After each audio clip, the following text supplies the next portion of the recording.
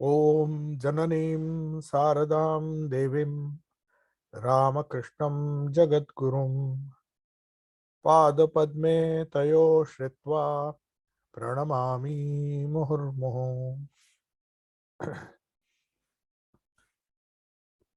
So this is our second class on Sri Ramakrishna, the Great Master.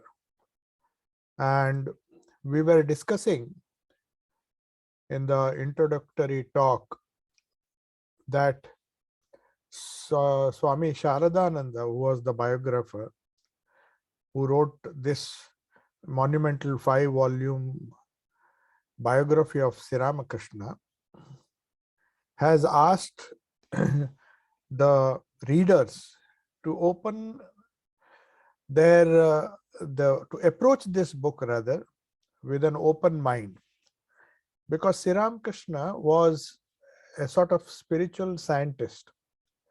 He experimented with and verified the truth or reality just as a scientist would do.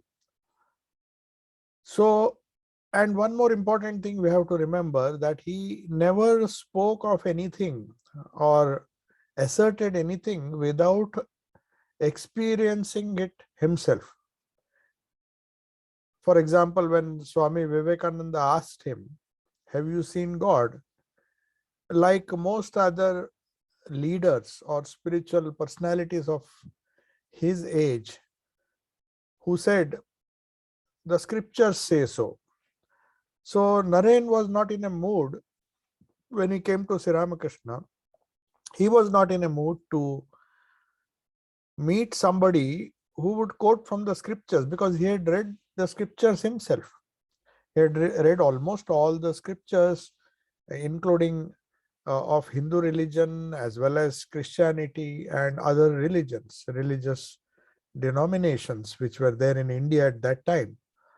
And also he believed in the Western philosophy, or he had studied Western philosophy to find out the truth, because none of the scriptural theoretical knowledge satisfied his intellect, because he wanted to know if somebody could experience the truth that they have expressed through their works.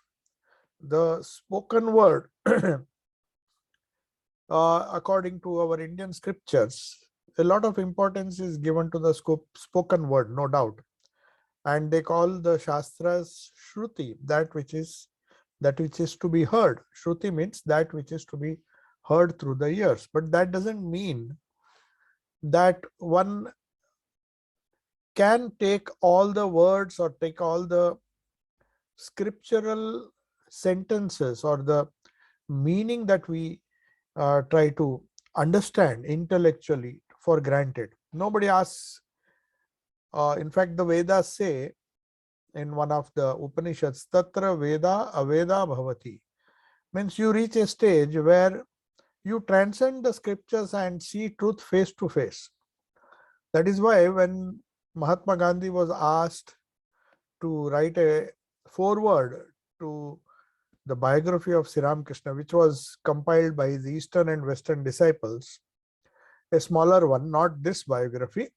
So Mahatma Gandhi was asked to write a foreword, and he mentioned, or he wrote in the foreword, that his life, his means Sri Ramakrishna's life, enables you to see God face to face.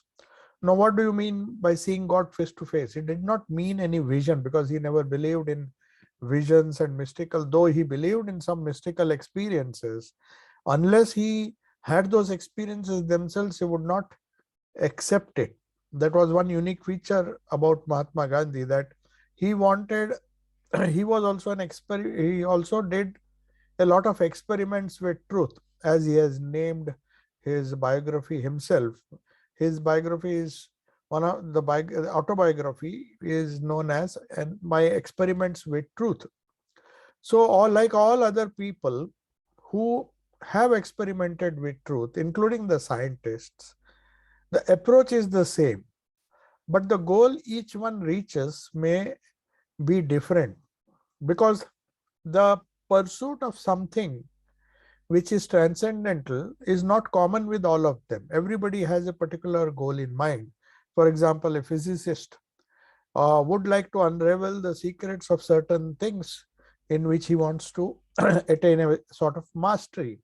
So if he wants mastery in fundamental physics or nuclear physics or some particular branch of physics, he goes deep into it and tries to find out the truth for himself through experimentation or through experiments and through verification based on the results he gets through experiments. So everything has to be experienced or proven in the laboratory of truth, in the laboratory of science. So science means to experiment and verify and experience certain truths oneself. So if you in the value or the power behind the spoken word of Sri Ramakrishna, as his biographer says, is that because he never taught or spoke anything which he had not experienced himself. So when Swami Vivekananda asked his master, "Have you seen God?" When he replied without a moment's hesitation, "Yes, I have seen God. I see him as I see you here, but only more clearly. God can be seen and one can talk to him." So many of his English educated disciples of Sri Ramakrishna, they were spellbound, and he dispelled their doubts based on his actual experiences, and that convinced them. One of the disciples of Sri Ramakrishna, or not disciples, you may say he was an admirer, because he was an atheist and he came accidentally because he was a homeopathic doctor. In fact, he was one of the great scholars of medicine, not only allopathic medicine but also homeopathic medicine, and he was practicing homeopathy at that time, having given up, though he was a postgraduate in medicine from Calcutta Medical College, which was one of the best medical colleges of India in those days. After having given up allopathy in favor of homeopathy, which he tried to dismantle because he did not believe in the initial stages. He thought homeopathy was an unscientific type of medicine that was being practiced. So being an allopath, he was appointed, or he was rather asked, because of his expertise in allopathic medicine. He wanted to study homeopathy just to dismantle that science and show that it is not based on sound scientific principles. And the more he studied, he himself got converted into homeopathy. That is, in short, is the story of Mahendralal Sarkar, Dr. Mahendralal Sarkar, who later on started an institution known as Indian Association for Cultivation of Sciences. His faith in science, being an atheist, he believed that science had all the solutions, or was the proper method through which one can inquire, or one can follow one's quest in search of truth. So what is this truth? But of course, science has its own limitations. Its scope is the gross universe that we perceive, either through sophisticated instruments, but everywhere the sense perception is given so much of importance. So there's a huge difference between a spiritual scientist and a scientist of physical sciences. So even agnostics and atheists were dumbfounded. Atheists like Mahendralal Sarkar, who was well versed in all sorts of medicine, I mean allopathy as well as homeopathy. So he had come, in fact, to treat Sri Ramakrishna, but because of his wonderful childlike, guileless nature, he somehow fell in love with Sri Ramakrishna and his personality, and seeing his humility, he had a deep love and respect, though he did not agree with all the religious ideas and theories which he had read. He was an atheist, downright atheist. But there were certain things which even because he was a scientist at heart, he could not deny things that he saw with his own eyes.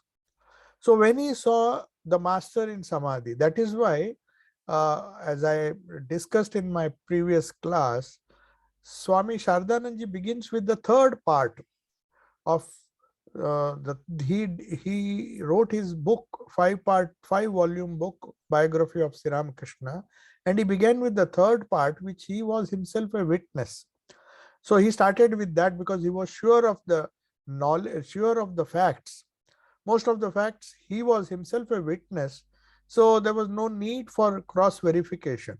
Whereas the first 2 volumes he wrote later on, which dealt with the childhood of Sri Ramakrishna, and also the second volume, which dealt with his sadhana, his youth, which Swami Shardananda himself was not a witness. Whereas the third part, which is Guru Bhav Purvardham, that means the life of Sri Ramakrishna as a guru, the first part of it is divided into again 2 parts, Guru Bhav Purvardha and Guru Bhav Uttarardha. The first part deals with the first phase of his role as a teacher. This was after he attained all the spiritual heights and practiced various kinds of sadhana. And he begins this third volume with a state known as Bhava Mukha. Bhava Mukha means a person who has the capacity to transcend the physical, to transcend the mental, transcend the subtle, which according to Vedanta is the goal of life, and yet have the capacity to be one with to mix with the immanent, to mix with this creation, and yet be detached to it. Without understanding, Swami Shardanand knew that the human aspect of the master, Sri Ramakrishna, would be misunderstood. For example, the different lila, the sadhanas that he did, where he acted as a gopi, if you try to understand it from a gross level, as human beings naturally have a tendency to do, we will trivialize that fact. We cannot understand the sadhana, the different physical aspects of the sadhana, which have no tinge of the gross. That is why when you study the Bhagavata, if you read the Bhagavatam, where the Leela, the Gopi Leela is described, no, Radha herself says, Radha and Krishna, it has been trivialized to such an extent. It is rather unfortunate that our great scriptures, for lack of knowledge of the transcendental realities of spiritual life, they have been trivialized to human level or to gross level to such an extent that it does not serve the very purpose with which these wonderful experiences were recorded. Because Radha herself says, when she was sporting with Krishna, she forgot that she had a body. Now, this is one of the basic requisites to even attempt an intellectual understanding of the Ras Leela. Otherwise, the problem of gender, and because a person who transcends the physical, for him there is no gender, and only from that state or that level of spiritual experience one can understand or one can try to interpret the actions of an incarnation. Otherwise, it's better not to do.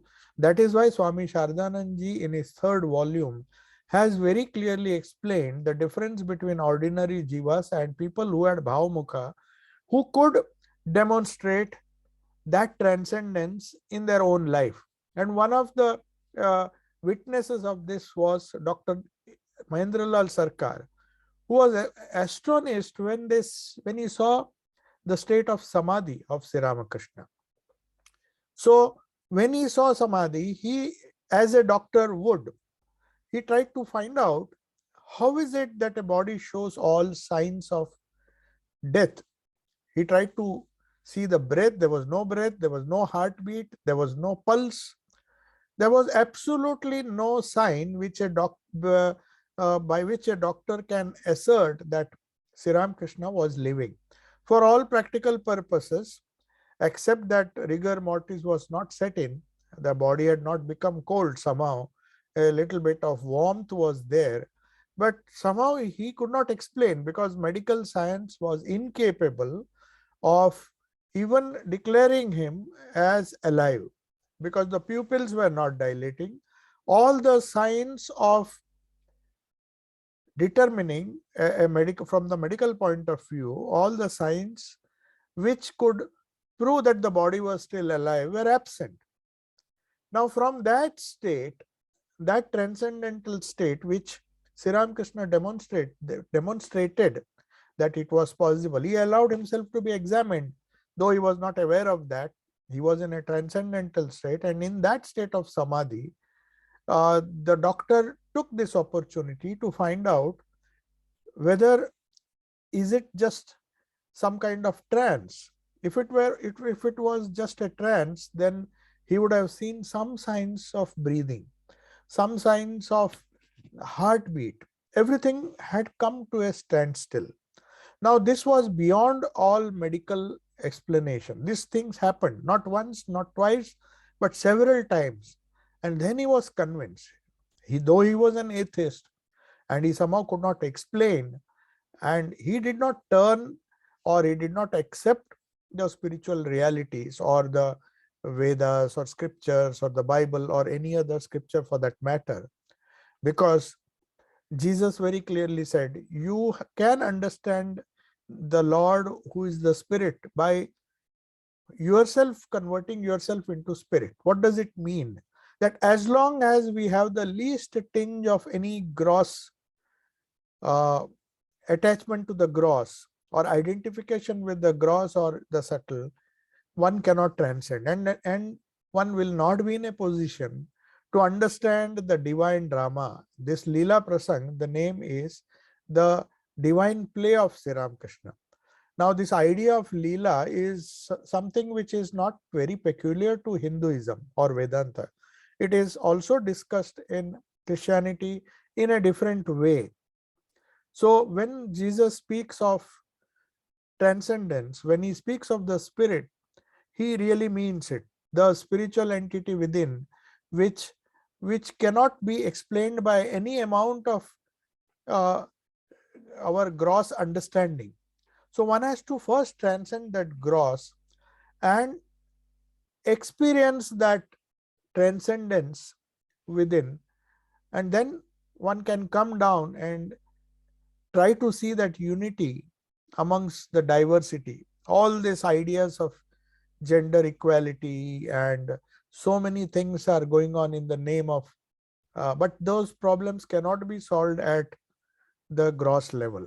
From a sociological or a political level, perhaps you may have different uh, opinions or different views in the name of freedom. But as long as one is bound by the gross, as long as one does not have this power to transcend the body and the senses, he cannot equate the spiritual truth, spiritual ideas with anything that is gross.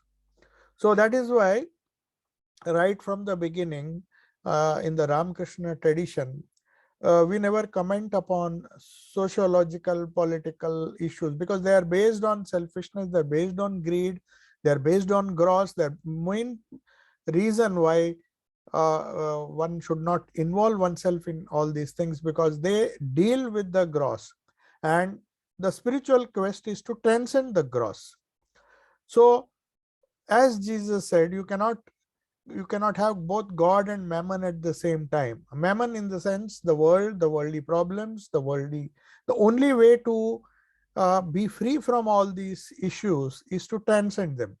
So when you transcend the question of uh, accepting diversity with the background of unity, it becomes a matter of experience. It's not just an intellectual assertion that one should be have a universal approach, and whether you follow different isms, socialism, communism, or capitalism, and so many theories have been propounded where an attempt is always made to wish away diversity, to wish away the differences, whether it is gender, whether it is wealth, whether it is class, whether it is religion, ethnicity. All these differences, when you come in the gross world, these differences will exist, and that is what Vedanta preaches.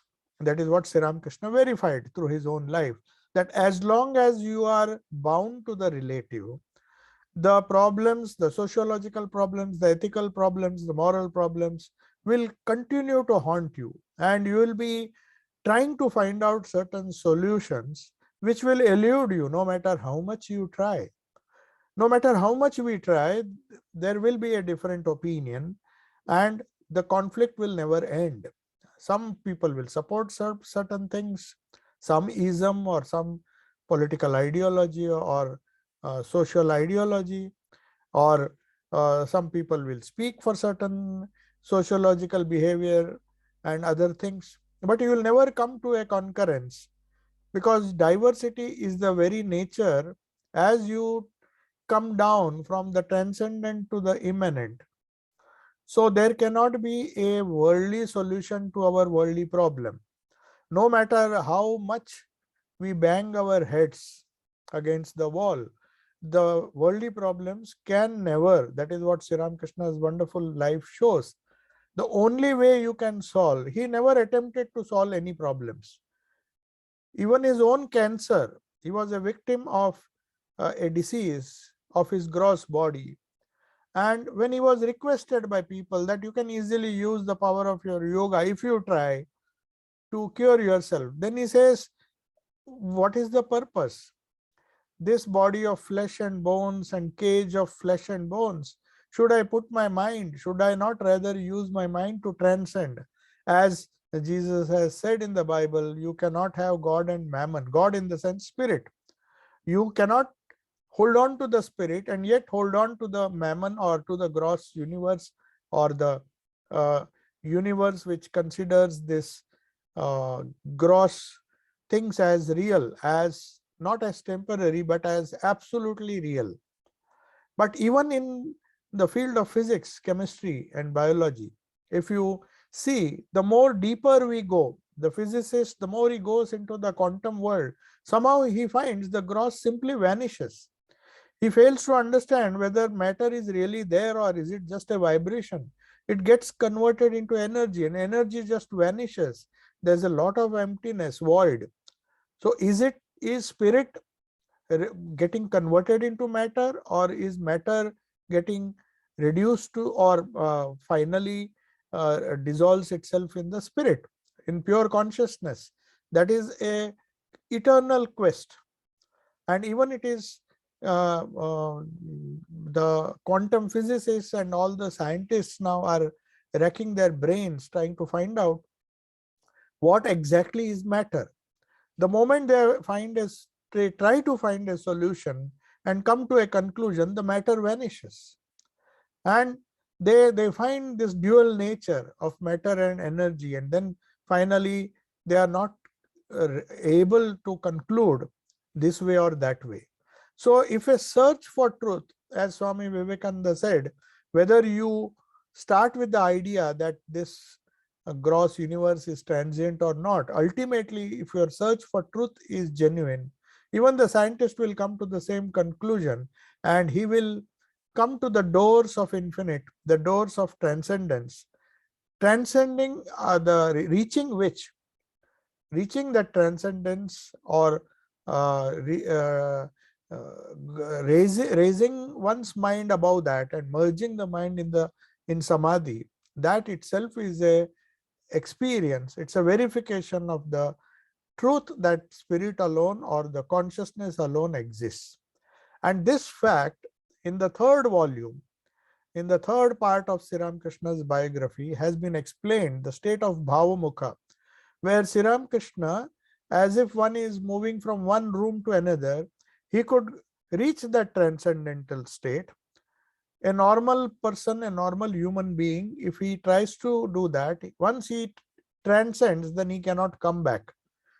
From samadhi, he cannot come down, because it is almost impossible. But somehow, some great prophets and the great people known as avatars in Hinduism, they have that capacity to live in a Bhavamukha state. Bhavamukha is a word which has been not coined by Swami Sharadanandji, but it was Sri Ramakrishna who had a vision where the Divine Mother told him, remain in Bhavamukha. That means remain in that state where you can enter into Samadhi, go into transcendence, and then come down and try to enlighten the world. That is what most of the prophets did. They reached the state beyond, and having realized those truths in their own way, they explained, depending on the needs of the times and the culture they were born into, they tried to explain those great truths. So some words which uh, were uttered by Jesus, some words which were uttered by the Vedas, by different incarnations or different prophets all over the world, you will find some things which speak of this transcendence directly or indirectly. It all depends on interpretation. But if we are gross, then we will hold on and interpret these subtle things in a very gross way.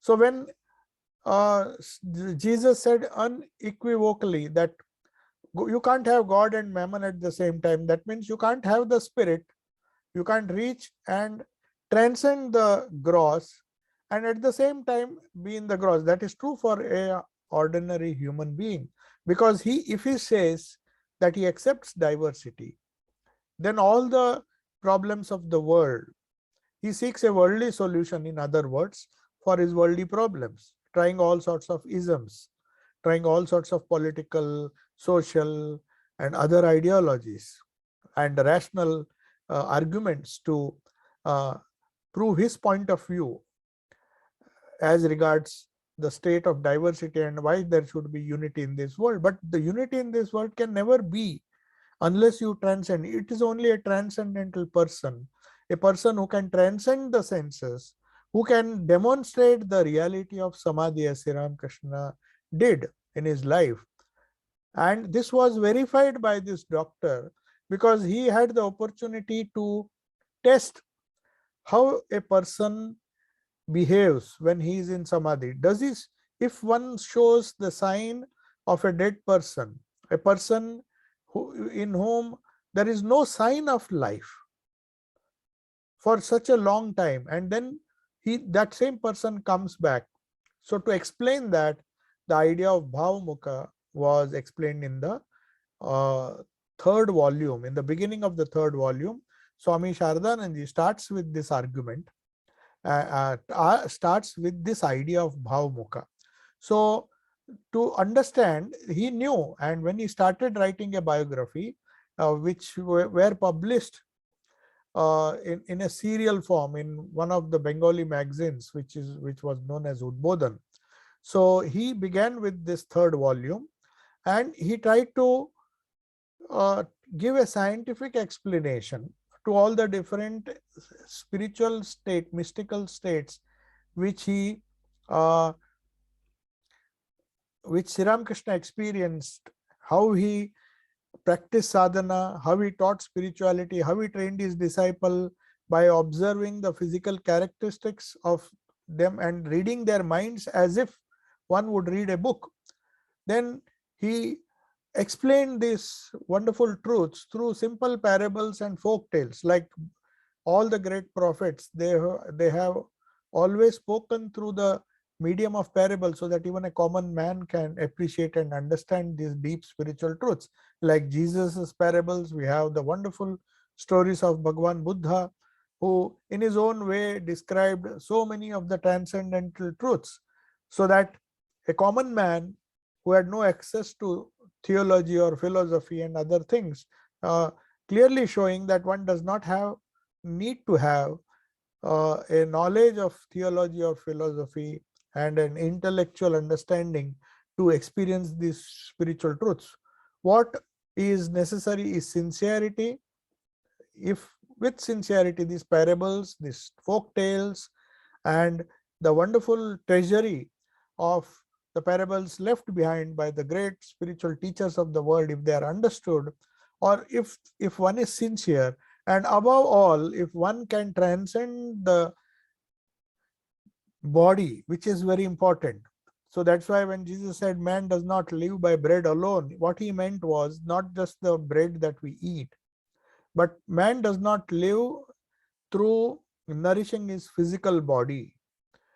One has to transcend the idea and give up all the ideas which classify man into a man or a woman, or a rich man or a poor man, a tall man or a short man, a black or a white, and all these differences which we see, unless they are transcended and unless the spirit within is recognized or experienced. Recognizing implies experiencing.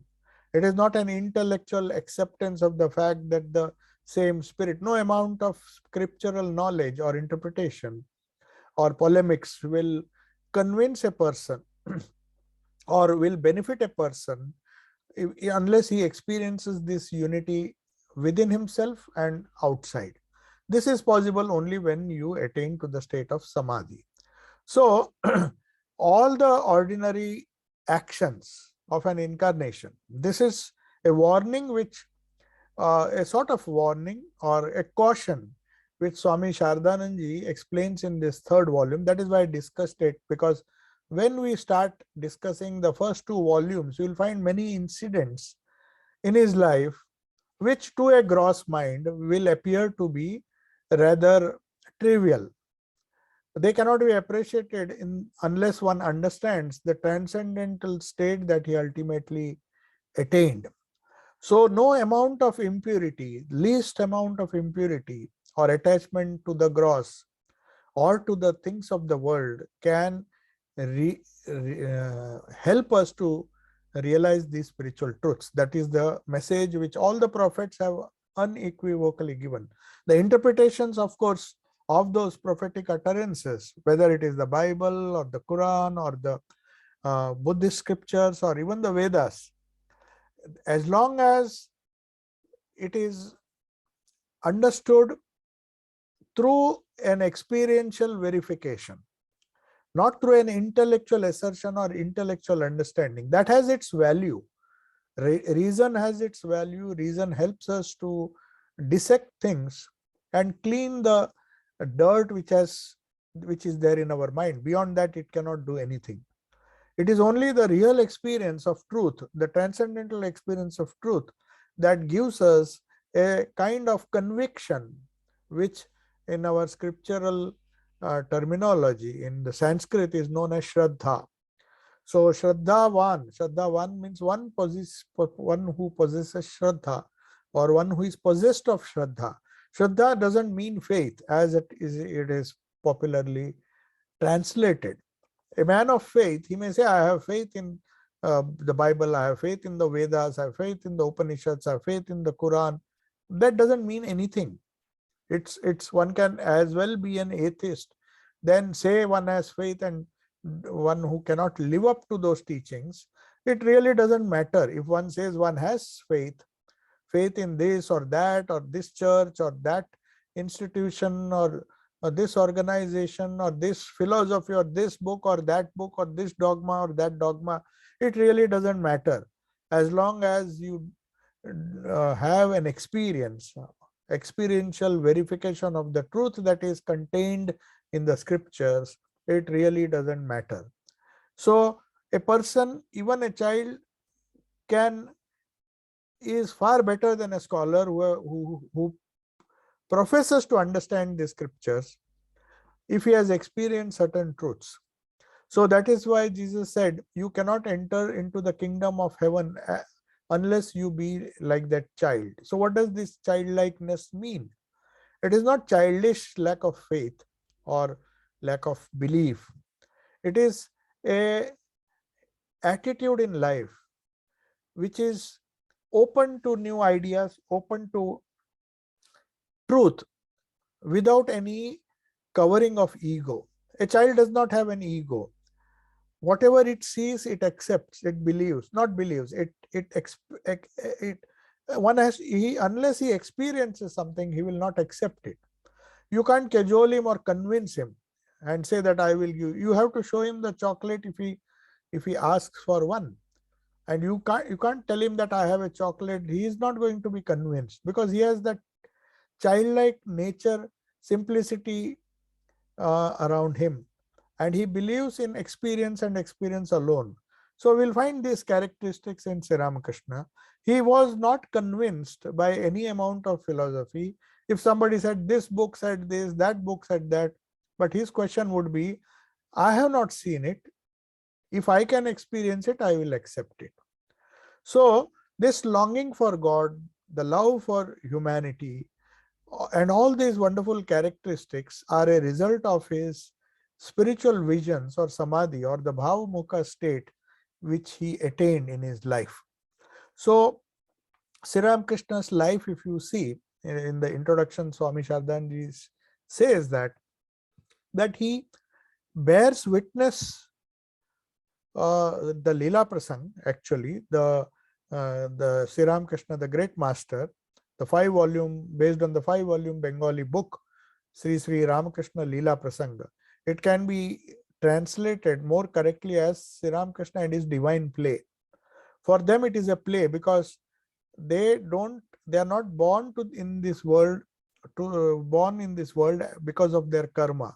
They have come here to perform a play, to teach men or teach humankind the way out of this mess which we have created for ourselves. So this Leela Prasang bears witness to Sri Ramakrishna's testimony that all religions are equally valid. He did not say just to establish peace, some kind of efforts that are made, inter-religious dialogue, that I accept you because that's the only way to survive together. You may not differ from what I say, but I will tolerate you. You don't act against me, or you don't try to convince me. I'll not try to convince. Let us live together with our followers. That's not the kind of harmony that Sri Ramakrishna preached. He found a place for each religion, each man in his life, in his own life. He first realized God by following the different practices. He could follow one practice, but there are so many paths in Hinduism. There's so much of diversity as far as spiritual practices are concerned. He deliberately practiced all those sadhanas, and through that he realized that ultimately the experience of God, as David Bentley Hart says, the experience of God as existence, consciousness, and bliss. After studying a theologian known as David Bentley Hart in his famous book, The Experience of God, the experience of God as existence, consciousness, and bliss. What it means is Sat, Chit, and Ananda. Pure existence, pure consciousness, and pure bliss can be described. It's not the characteristic, but it can be faintly described as a characteristic of truth or Brahman. So this characteristic, following any path, different paths of Hinduism, the Vaishnava path, the Shakta path, there are so many beginnings. There are so many different ways to approach the transcendental through the diverse attitudes one has, as a relationship between a child to the father, a child to the mother, a mother to the child, and then there are so many other human relationships which I repeat again, which if transcended, they have to be used as methods, not as the end in itself. If we get stuck at the level of the gender, at the level of this diversity, then one cannot attain to unity. And the only solution to these differences, all our spiritual leaders, whichever religion they have founded or their different prophets, they claim unequivocally that unity can only be in the spirit, not in the gross. So that is the reason why Jesus crucified allowed his body to be crucified. If he thought the body was important, he would not have allowed that to happen.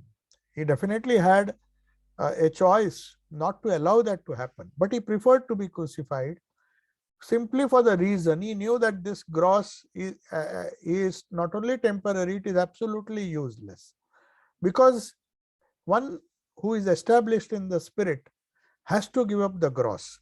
So all our issues, all our social issues, political issues, economic issues, socio-economic issues, the worldly problems which we face has no worldly solution. It has a transcendental solution.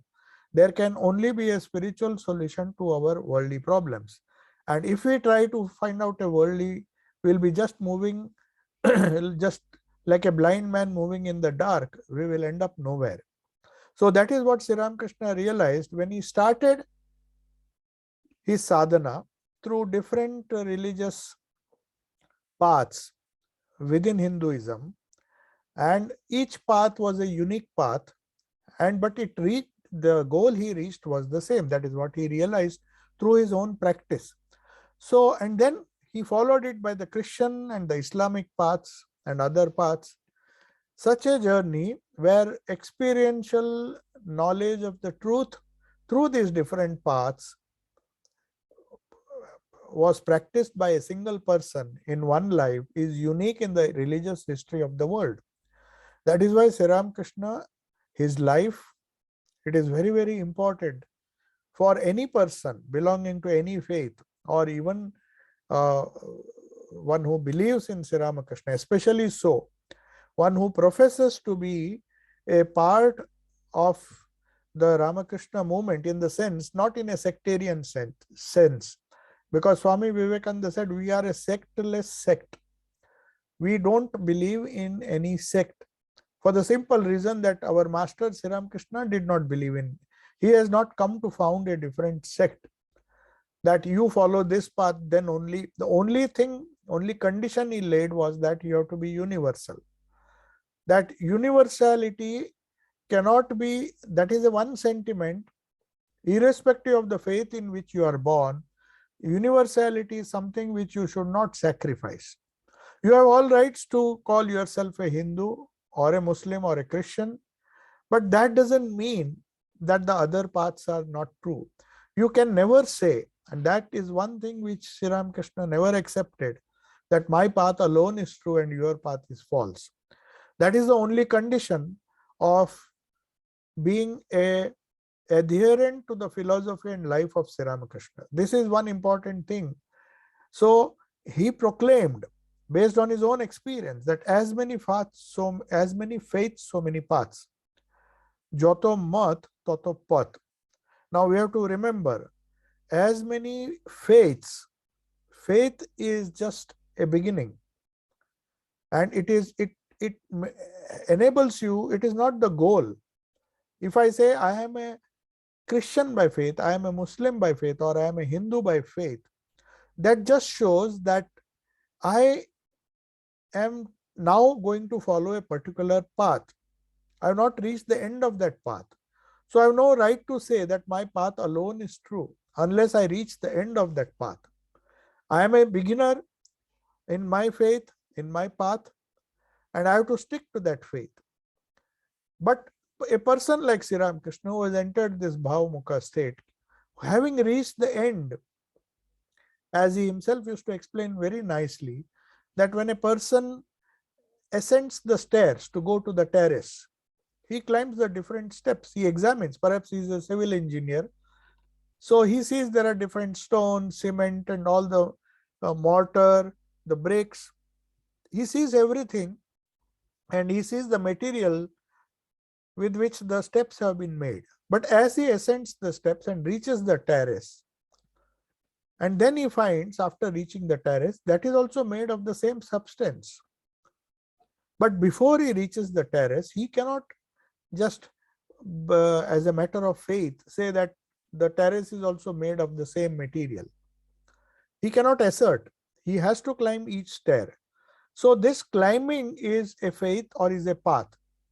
And when he reaches the goal, when he comes down, as Sri Ramakrishna said, the Bhavamukha state is a state where you climb the terrace, and when you come down, now you say through your own experience that what I have seen there, the same mortar, the same brick, the same materials are used in this staircase, the steps that lead to the stairs.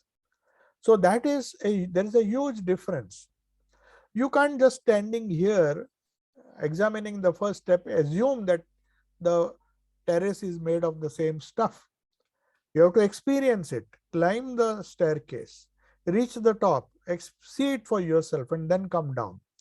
So this idea of harmony of all religions, that no matter which path you follow, you can't say that I tolerate your path. You are wrong, but I tolerate you. You are an innocent, you are a fool, but an innocent fool. I don't want to harm you. As long as you don't disturb my faith, I'm happy to tolerate you. You have the permission to live. That is not religious tolerance. That is religious tolerance, but not religious acceptance. Whereas Sri Krishna was very particular, and he said acceptance and not tolerance should is what Sri Krishna said. So what he taught, a religion which is so badly needed today, a religion that is constructive and not destructive, does not try to show that the other paths are wrong. It should be scientific and not fanatical, not based on dogmas or anything. Practical, it has to be practical. It has to solve some problems which we face by transcending them. Remember, not by just doing some kind of patchwork. This patchwork, let us leave it to the theologists, the sociologists, and the political activists who are fighting now. You see, so many rules are being politically, they think there is a political solution to all the problems. So religious freedom and the freedom to accept this, that. Now you see the parliament, the British parliament, the Australian parliament is also objecting. They say, how can you say, because certain religious faiths do not approve of certain social customs, and the modern atheists, they want a total kind of freedom, a sort of permissiveness in society, which they think is perfectly logical. But there are certain religious authorities which try to say that it is not possible. So this conflict is an never-ending conflict, and it cannot be solved. So Sri Krishna said that, just as Jesus said so strongly, that one cannot have God and mammon at the same time. You have to throw away these problems. That's why he said, let the dead bury the dead, you go on. Let the dead means the people who are attached to these social issues, the problems that we are facing in this world. Let the people who are themselves dead solve the problems. Let the dead bury the dead. You are living, you just go on, because that is not where you should get stuck. You have to transcend it. So this constant awareness and the call for transcendence to reach the state where you really see unity in the pure consciousness. So when Sri Krishna talks of purity, when he talks of purity, he doesn't mean that one has to follow certain ethical rules, and that's not going to result in purity. Purity can come only when you transcend the gross. The more you transcend the gross, the more you transcend the subtle, the more you transcend even your causal karma. There are 3 states according to Hinduism, or according to the Vedanta, which enables you to first transcend the gross. That you come to the intellect, where you can discriminate between right and wrong, but even that is insufficient to get the experience, transcendental experience. So Sri Krishna and Vedanta and Sri Krishna and all the other prophets say, till you reach the spirit, you should not think that you are safe. You have to go further, raise yourself as much as possible. And when you really transcend the causal is where your samskaras are lying. They are in potential form. They may not be manifest right now, but they are capable of taking you to the gross and making you, as they say, it can bind you to the gross sooner or later, because they are in potential form. They are seeds waiting to sprout. So the seed form where our karma is stored, is at the causal level. So you have to even transcend that through your sadhana. So that is actually what is meant by purity. By purity is not just following certain physical rules, cleanliness, and observing certain ethics, which our religion asks us to do. That is not enough. One has to be mentally pure also. After being mentally pure, still we do not realize that there are samskaras which have a tendency uh, to sprout and cause havoc.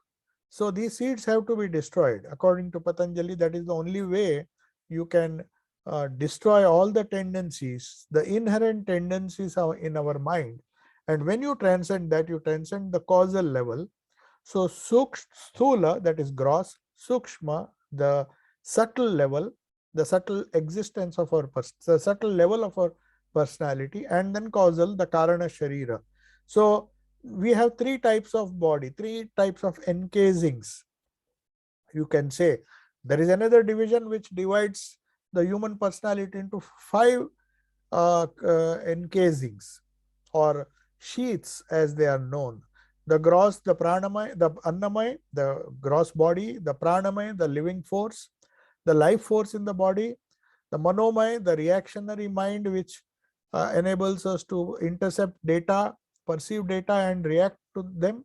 Then we have the vijnanamaya which enables us to distinguish between the right and wrong, between the ethical and the non-ethical, between the moral and the non-moral, and the dharma and adharma as it is known. And then finally we come to the Anandamaya Kosha, where we find the hidden bliss that is underlying all our old samskaras, good and bad. It's not just the bad samskaras which can trouble us. Even the good samskaras have to be destroyed. That is what Sri Ramakrishna said. You take up one thorn and try to remove the other thorn with that, and then you throw away both the thorns, and then you will be free from pain, you will be in bliss. So even the karana sharira has to be handled. So the solution is to somehow touch the spirit, reach the spirit or the pure consciousness, the pure existence, Sat, Cheta and Ananda, which Sri Ramakrishna did. And this unity, this universal approach, one can be truly universal.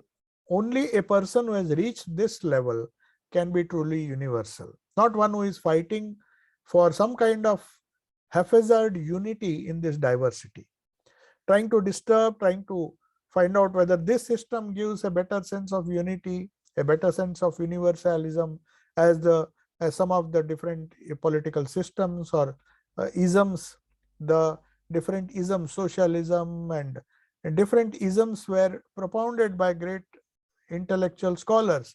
They thought there can be equality. If there is communism, they thought there would be equality. There would be some kind of uniformity. But we know from experience that is not possible. Unless human selfishness is eliminated, you can't treat everybody as equal. And how will that selfishness go?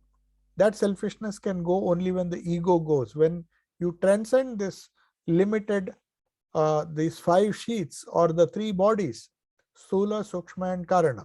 So this philosophy uses the four faculties that we have, leading to four yogas, the karma, jnana, bhakti and Raj Yoga. These philosophies of the three main schools of Vedanta, that is dualism, qualified non-dualism and non-dualism. There are many schools in Hinduism. They were blended in Sri Ramakrishna's teachings. You can't say he was a karma yogi, or he was a jnana yogi, was a bhakti yogi or a Raj yogi. He was a rounded personality.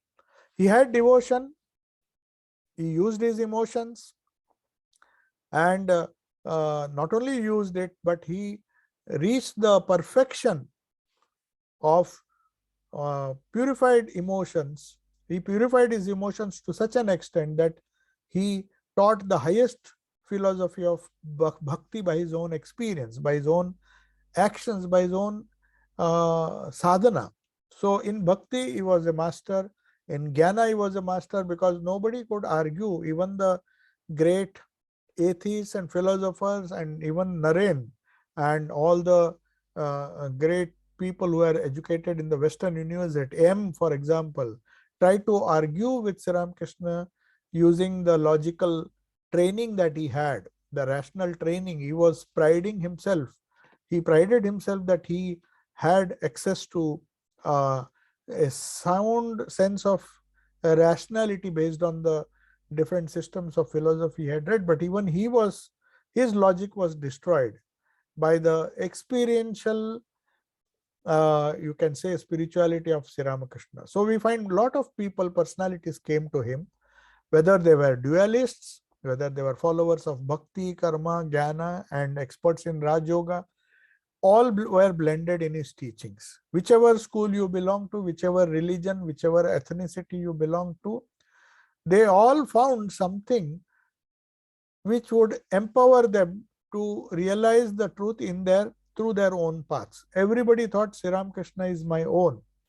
Nobody felt that Sri Ramakrishna belongs to this particular school, or as some people tried to make him, they said he was a bhakta. But the moment you approach him, you will find that he is a very rational person. He can even destroy the greatest logician or the most rational person. When Naren thought that his logic, his understanding, his rationality, his study of the Western philosophers, the rational philosophers, he thought would he would tear into pieces all the arguments of other devotees. But when he came to Sri Ramakrishna, he was like a baby.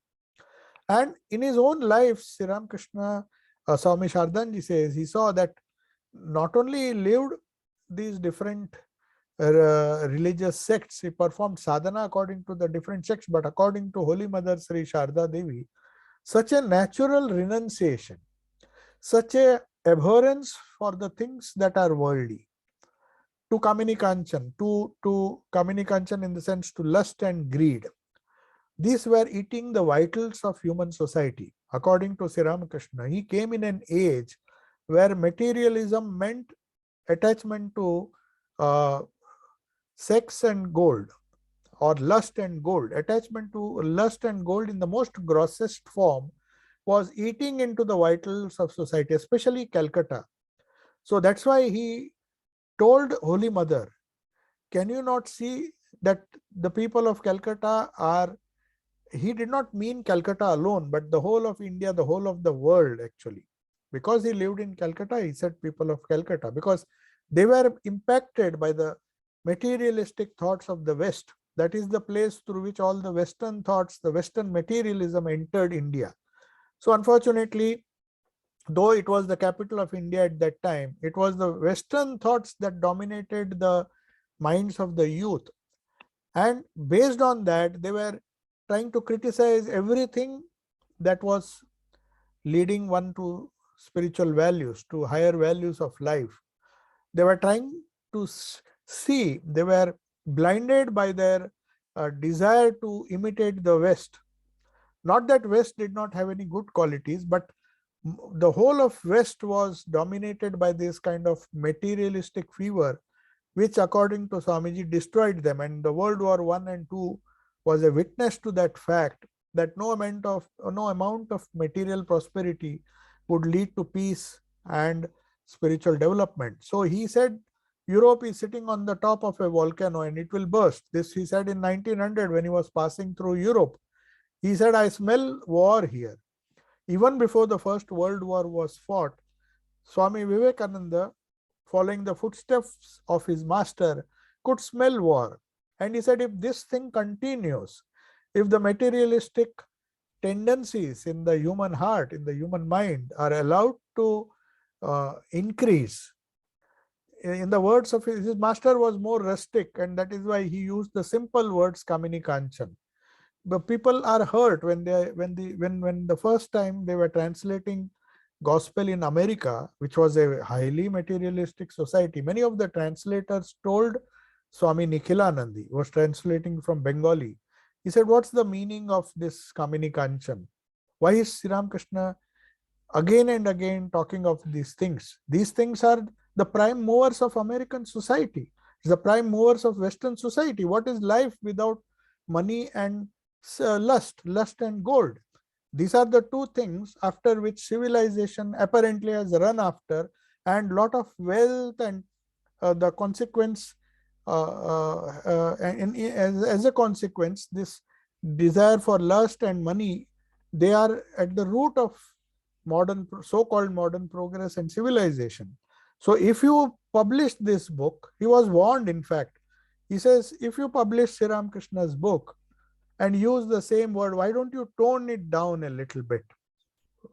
Again and again, he says, Kamini Kanchan. Americans will throw this book into the dustbin because they say, how can we live without gold? How can we? You can't imagine a person who is a millionaire or a billionaire to read the gospel and appreciate it. So it was in the beginning, when the first translation was published from New York, Vedanta Society, when Nikhilanand attempted it, he had, of course, some great translators to help him, including the daughter of Harold Wilson, not Harold Wilson, Wilson, and there were some other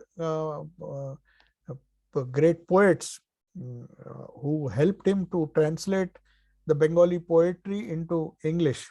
So when he attempted the translation, they were wondering, how can we translate this? So even mentioning lust and gold again and again and again, that this is an impediment to spiritual progress, then people will say, we don't want this kind of book. They will simply throw it. That is the prophecy they had made. They said this book will not find acceptance in America. Because what is this person telling us? If you can give us a comfortable religion where we can have all our worldly pleasures and everything else in the world, and then maybe wait for that D-Day or that day, not D-Day, that day of judgment when God will conveniently take us to heaven, then give us that kind of religion. So when Swami Vivekananda spoke in America and also in Europe, he said, sometimes when I thought of the master and then spoke, I have emptied many halls. People just left because they said, what is this person talking? But he could not compromise. He saw Sri Ramakrishna lived that life. So before we try to understand Sri Ramakrishna, we have to understand this particular thing, that he would not compromise. He would say, if you can't do it, it is fine. It is fine. I am not insisting. He was very kind that way. If you see the gospel, he was very, very kind and considerate. But he would not compromise with truth. Then that would not be science. If a scientist or a quantum physicist says, okay, I will accept the Newton's law because it works for you, then he is not true to his subject, because certain laws are not valid in his quantum field. That has been proved by Einstein, that has been proved by so many scientists. So in the true scientific spirit, you can say if it works for you, you follow the Newton's law. But when you talk of quantum physics, then you have to accept the laws that are applicable there. So Sri Ramakrishna, similarly, if we read the gospel, the great master carefully, he was very kind and to some of the householders whom he knew could not give up all these things. But he did not compromise. That is why he used to call all the would-be monastic disciples whom he found to be pure, like the unpecked mangoes which can be offered at the feet of the mother. He said, you people come on some other day. I can't hurt them. I can't talk things to them. I have to tone down, not tell untruth, but tone down the message a little bit.